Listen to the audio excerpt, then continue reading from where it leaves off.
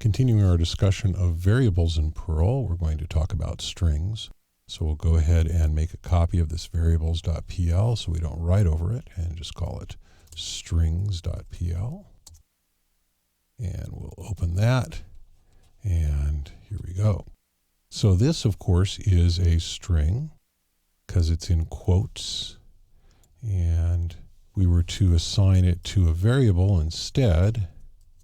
We could say my $s equals, this is a string.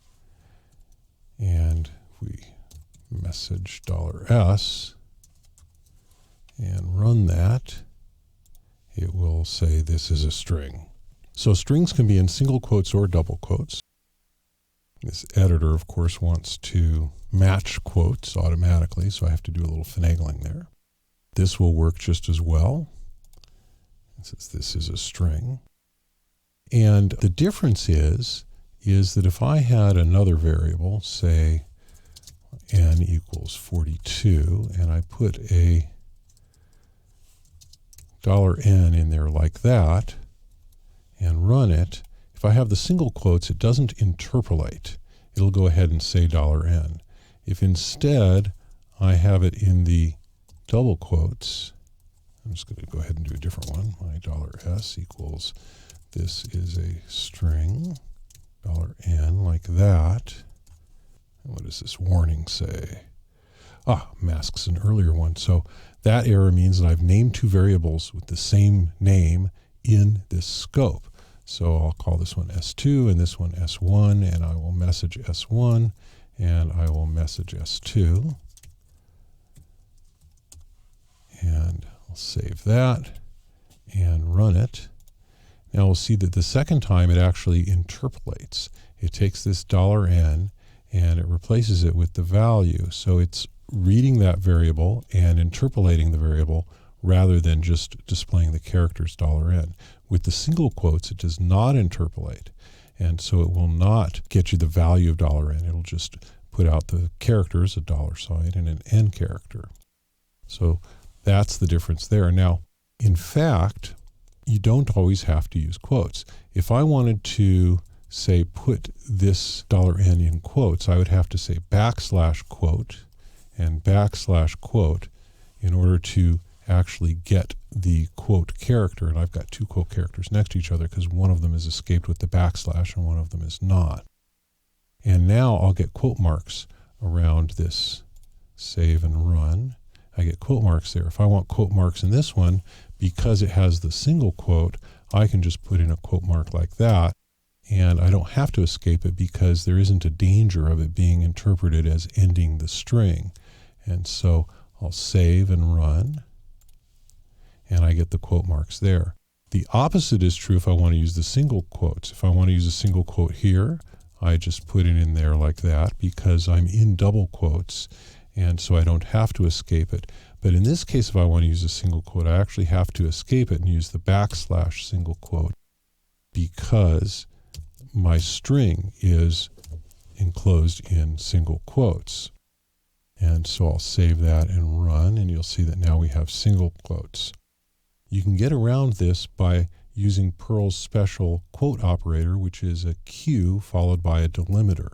So, for example, here in this first one, I can do a single quote by saying Q and using any of the delimiter characters. So in this case, I'm going to use, say, a curly brace, and I'll go ahead and put the other curly brace at the end here. Now I don't have to quote these single quotes. I can just do it like that.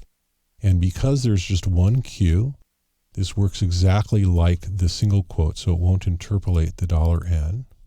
I'll run that, and it looks just like that. And in this other case, if I want it to interpolate, I can use two Qs. And I'll put in the bracket, and Eclipse goes and matches my bracket for me. And so I have to move it over there. And now I have two Qs followed by a delimiter. And so this will interpolate. It works just like a double quote. So I'll go ahead and save and run. And we have that there. So I can put double quotes in here without escaping them, just like this. And that will work. Save and run, and we have our double quotes there. and it's interpolated. It's getting me the value. You can use any delimiters. For example, I could use vertical line instead of the curly brace, and in that case I don't need a matching one because there's only one kind of them, and this will work just fine there. And so this is a flexible way of being able to declare strings without using quote marks for cases where you might want to actually have the quote marks inside of the string. Finally, let's talk a little bit about concatenating strings. If I wanted to print both string 1 and string 2, I could say message $S1 dot $S2, and it will concatenate them. It will put one right after the other, and so there won't be a space. So after this quote, there will be just the word this without a space there. So I'll save and run, and we'll have a third line here. This is a string, and this is a string, and it's got the two strings concatenated with the concatenation operator. So if I wanted actually to have a space there, I would have to put one in. So I have a quote and a space and another concatenate operator with a dot there, and that'll put a space in between them. So I can run that. And of course you can concatenate literal strings. This S1 could become something like Eclipse is trying to figure out what I mean instead of what I say. This is a string, and I'll say dot. This is another string. And of course, in between them, there's not going to be a space. So let's just go ahead and put one in, and we'll maybe use a colon character. And you'll notice that in this case, I used the single quotes instead. And I'll go ahead and save and run. Now the first string has this. This is a string colon. This is another string. And that gets all concatenated down here. So that's how strings work in Perl.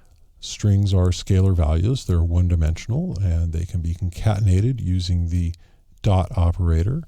Single quotes do not interpolate variables. Double quotes do, and you can, of course, use a single Q or a double Q with any delimiter to get around having to escape your quote marks.